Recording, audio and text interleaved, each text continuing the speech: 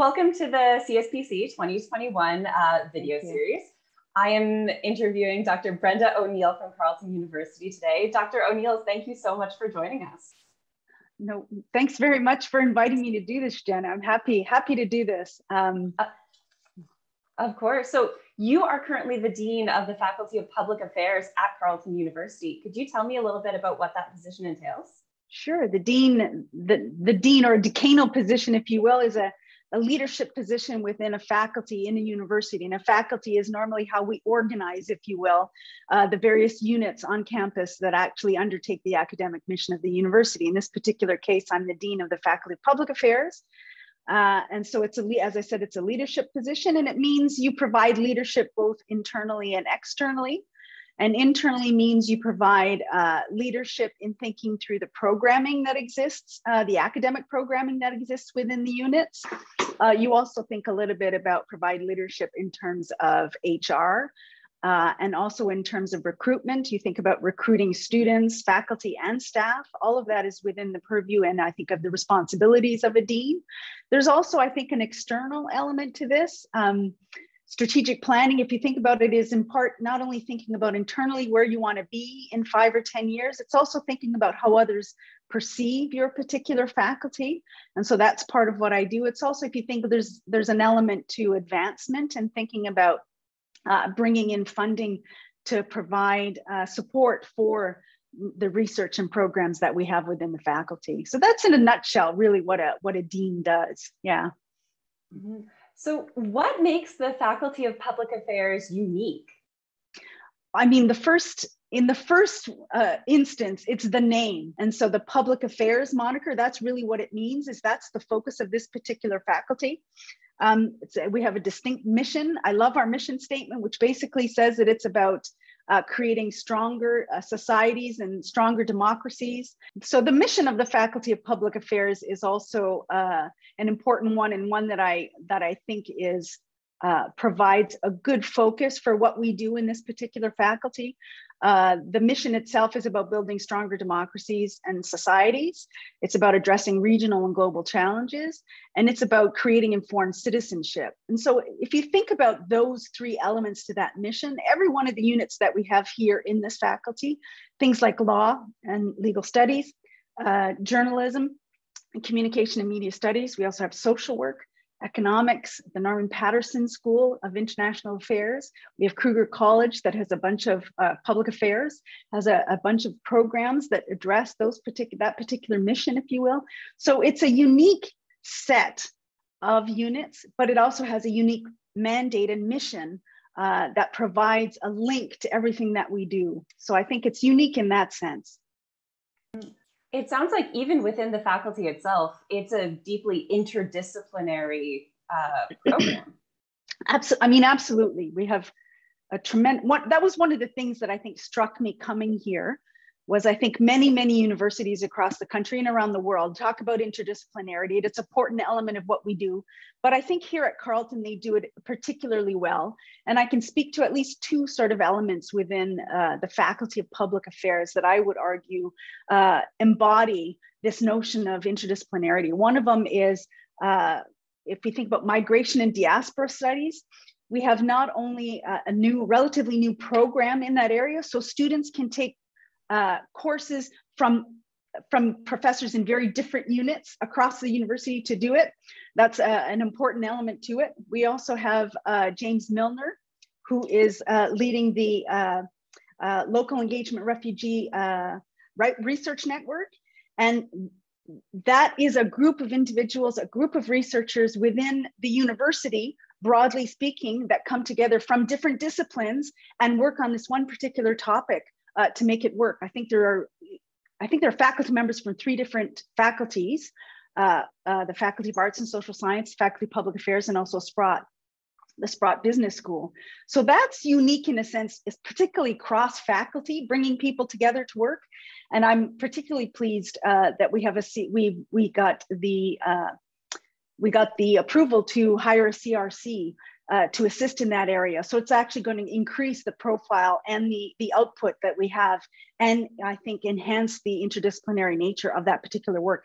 I would also say another area that we can think about in terms of interdisciplinary interdisciplinary more broadly is in governance and information technologies. This is a slightly newer one, but we have a lot of different, again, units, not only in the Faculty of Public Affairs, but across the university who are doing work in this area.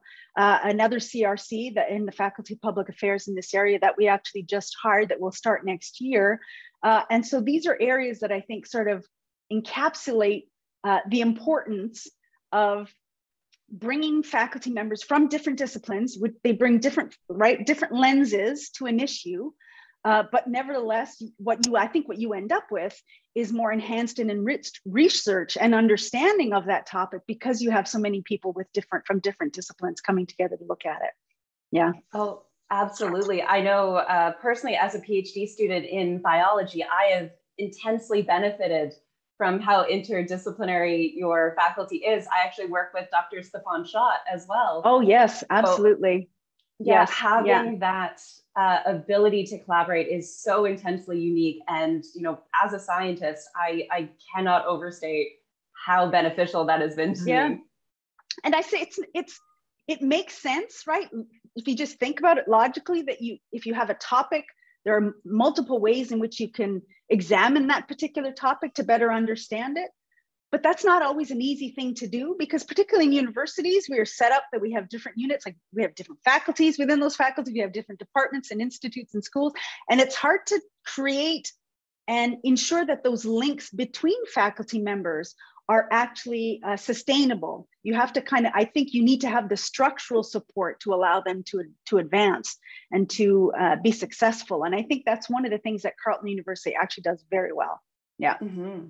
Well, on the topic of structural supports, I know obviously over the last year, one of the biggest issues universities have had to deal with is COVID. How has COVID affected the work being done in the Faculty of Public Affairs?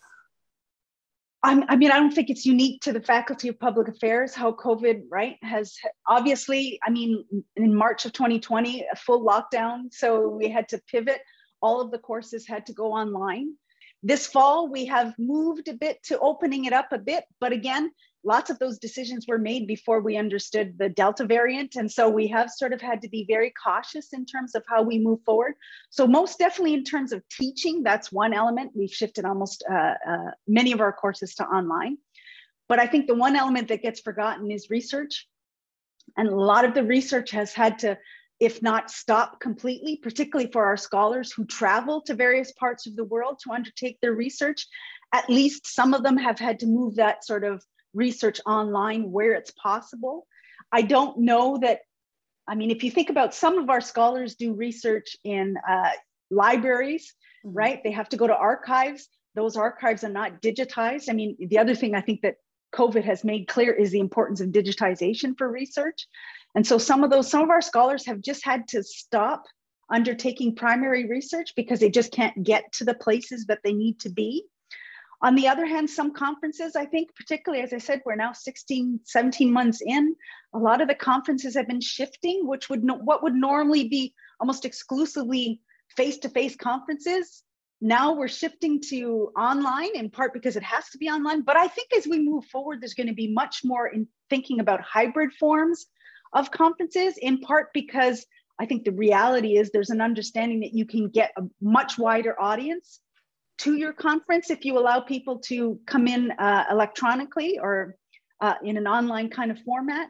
And also the speakers that you can bring in can be much broader in terms of, and not only the funding, but it's also better for the environment in the world, I think, if we're not flying academics all over the place unnecessarily.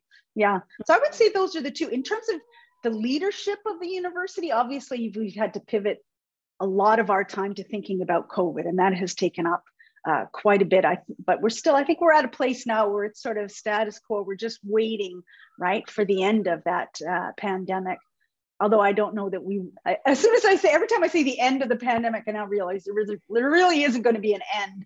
We're just going to manage it, as we move forward. So I think that's, I think every aspect of the university has been impacted by COVID. Although I'm surprised we're still moving, right? We haven't had a complete shutdown. Everything is still kind of moving forward. And so that I think is impressive in terms of this, because I think one thing most people would say about universities is that they never change, right? That they're so caught in what they do. And I think March of last year forced us to kind of move in a way, and quickly, in a way that I think many people thought universities couldn't. And so I think that was a good lesson for us to learn, that we can actually change if we have to, and if we want to, and put our energies there, we can. Yeah. Mm-hmm. Yeah, that adaptability of a faculty is a very beneficial thing to have when the world is completely changing around. Absolutely. You. I mean, and just the other day with Facebook, right? And Instagram and WhatsApp going down, shutting down completely for 6 hours. As I said, being able to do university online is fantastic, but we also have to recognize that what online means, we need to think about that cautiously. Yeah. Mm-hmm. I know, obviously, the CSPC this year is also going to be online. So as you mentioned, potentially that means, a different audience, a different context that we're working in. What do you see as the biggest benefit or value of attending and supporting a program like the CSPC? I mean, well, obviously, I would say there's two things. I mean, conferences are always about the topic and getting to hear people talk about these particular issues and advancing our understanding of them, because I mean, researchers have insight into these topics. And so I would always say I'm a big fan of attending conferences, even when they're only tangentially related to my research, because I think you broaden your horizons and your understanding of issues when you attend conferences. So most definitely it's about the quality of the topics and understanding of science and science policy research. But it's also, I think, about the networking, right? Conferences are about who you meet and who you get to talk to. And so that's the one element to the online that I don't know how well it works. But again, like I said, we've been doing this for 16 months now, and I think people are getting a much better understanding of how to undertake conferences in an online world. Yeah. Mm-hmm. Oh, fantastic. So I know we have a little bit of time left. So I wanted to ask you a little bit more about your background and how that has kind of led you into or prepared you for leading such an interdisciplinary faculty? That's an interesting question. I mean, my background is, if you just look at my the degrees that I hold, my undergraduate degree is in political science, an honors degree in political science and economics. So you don't often get that kind of honors degree in two areas. Then I went on and I did a master's degree in economics. Then I moved over and I did a master's degree in public policy. And then I did my PhD in political science. So I've hit a number of the units in the Faculty of Public Affairs. But my research, again, I mean, I was housed in political science, but much of my research was on gender and political behavior. And so for me as a researcher, I never felt constrained by this idea that I was a political scientist and I could only research that topic from a political science lens. So I often borrowed from psychology in thinking about the psychology of behavior, right? And sociology when I studied feminist movements and thinking about social movements. So for me, my own background, I would say myself, I'm highly interdisciplinary. But even when I was at the University of Calgary and I was the head of the political science department, we had within the Department of Political Science 2 interdisciplinary programs. We had international studies and we had international Indigenous studies.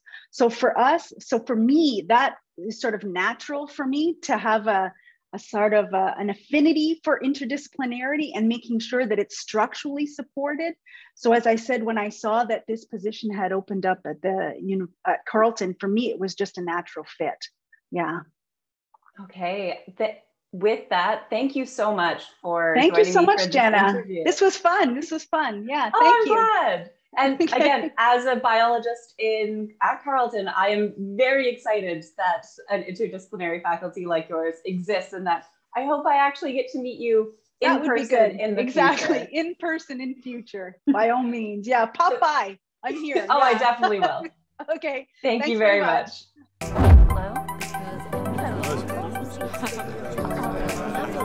Hello.